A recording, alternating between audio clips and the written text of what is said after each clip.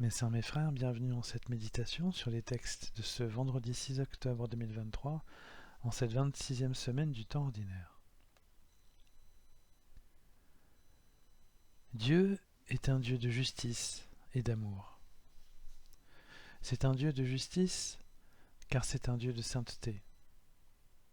Comment Dieu resterait Dieu s'il ne vivait pas sa propre sainteté et s'il ne disait pas à ses enfants qu'ils sont dans l'erreur et le péché ? Cela fait partie de sa justice que d'éclairer le mal que nous pouvons faire. Les prophètes ont régulièrement eu ce rôle de pédagogie spirituelle dans toute l'histoire d'Israël. L'épisode de la déportation et de l'exil à Babylone avait été annoncé des décennies auparavant par les prophètes de manière unanime à un peuple qui fermait ses oreilles aux paroles de Dieu. Dieu n'a pas puni sciemment ses fils et ses filles par cette catastrophe, car Dieu n'a pas cessé d'alerter ses enfants sur l'attitude spirituelle à avoir envers lui et sur les choix politiques et géopolitiques qui auraient dû être faits dans un territoire très convoité par les grandes puissances environnantes. Le choix rédhibitoire aurait été un choix de peur et d'absence complète de confiance en Dieu par l'alliance avec le puissant voisin d'Égypte.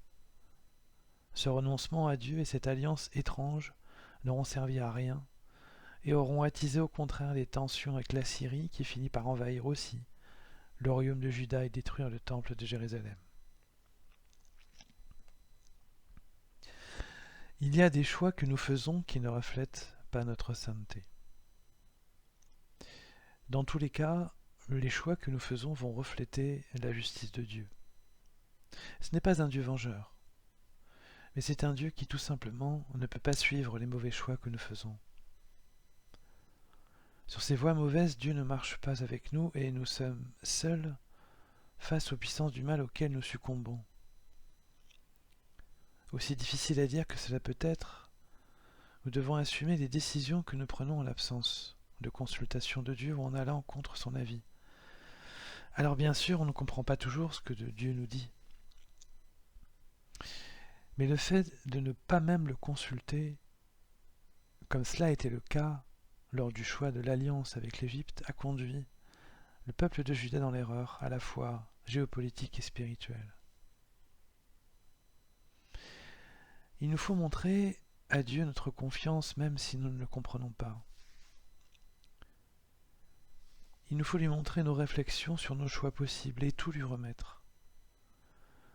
Il trouvera toujours le moyen de nous toucher, de nous éclairer, car il nous connaît. Il nous a fait et connaît nos défauts et nos limites, comme nos grandeurs aussi. Il est de notre devoir d'être juste et faire la justice de Dieu et exprimer notre sainteté consiste simplement à lui ouvrir notre cœur et à lui présenter nos difficultés. Et Dieu pourvoira. C'est durant ces années d'exil à Babylone que le peuple de Dieu a pu méditer justement sur le sens de cette catastrophe et sur la mauvaise attitude qui aurait été la sienne dans son histoire. Le texte du prophète Baruch est à cet égard magnifique dans son écriture poétique et dans son aveu spirituel. C'est un texte de préparation liturgique pour demander pardon à Dieu, pour ne pas s'être mis à genoux à son écoute, alors qu'il était intervenu de manière massive dans l'histoire en libérant Israël de l'esclavage en Égypte par Moïse. Avoir choisi plusieurs siècles plus tard l'Égypte comme protecteur contre la Syrie aurait été aussi symboliquement un trait tiré sur cette libération spectaculaire faite avec Moïse. Toute l'histoire qui a suivi aura été une accumulation de renoncements à Dieu, comme le dit Baruch, avec beaucoup de gravité et de simplicité.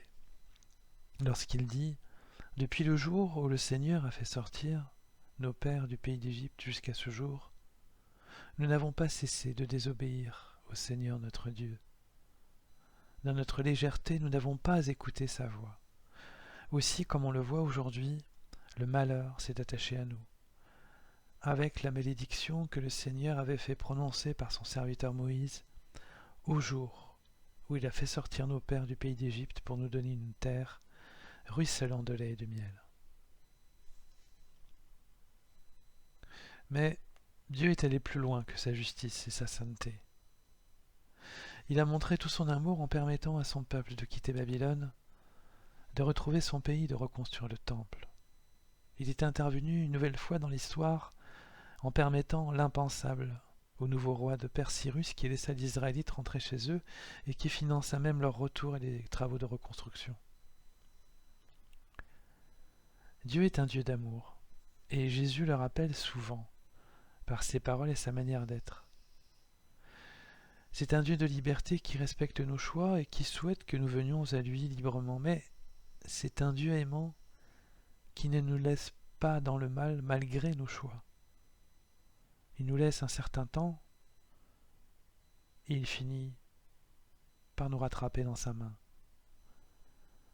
Cela a été la grande expérience du peuple d'Israël durant l'exil, qui a appris à connaître Dieu en dehors du temple et en dehors des rituels sacrificiels.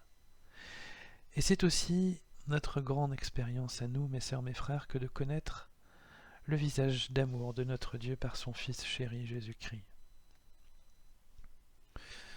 Jésus nous propose un chemin et de porter justement nos fardeaux. Quelle belle proximité! Confions-nous à lui comme Israël aurait dû se confier plus souvent à Dieu et nous serons proclamés et déclarés justes et saints dans le livre de vie. Car Jésus a pris sur lui tous nos péchés passés, présents et à venir pour que notre sainteté soit perpétuelle et pour que l'Esprit de Dieu soit toujours avec nous pour nous guider. Dieu s'est ainsi rendu encore plus présent qu'avant et nous ne pouvons pas ne pas voir la vérité de nos vies et les mauvais choix que nous faisons. Si nous présentons nos pensées à Jésus, il nous conduira et nous serons bien plus lucides contre l'erreur et contre les forces du mal. Sinon, Jésus nous avertit et nous rappelle bien dans l'Évangile que celui qui vous écoute m'écoute et celui qui vous rejette me rejette et celui qui me rejette rejette celui qui m'a envoyé. Alors mes sœurs, mes frères, ne retombons pas dans les temps travers anciens et suivons notre Dieu de justice et de sainteté, maintenant. Son amour présent dans tous les temps, à toute occasion et sous toutes les formes, y compris sous sa forme la plus ultime, par le sacrifice de son Fils unique Jésus le Christ, doit nous aider et nous apprendre à le regarder.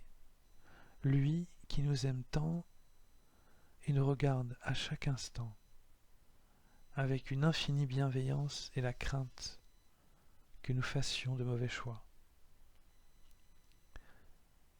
Abba Père, confions-nous en lui.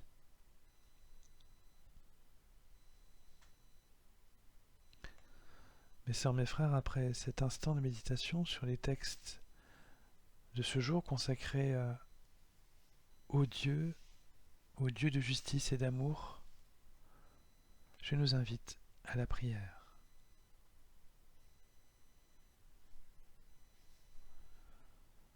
Ô mon Dieu, toi qui me connais depuis toujours, toi qui m'as créé avec sainteté, toi qui es juste et saint, rends-moi saint, juste et aimant comme toi, qui m'aime malgré mes erreurs et mes fautes. Je te rends grâce pour ton amour infini et pour ton pardon infini que tu me donnes par ton Fils Jésus-Christ. Qui suis-je pour mériter une telle attention et une telle délicatesse, sinon l'honneur d'être moi aussi ton fils et ta fille?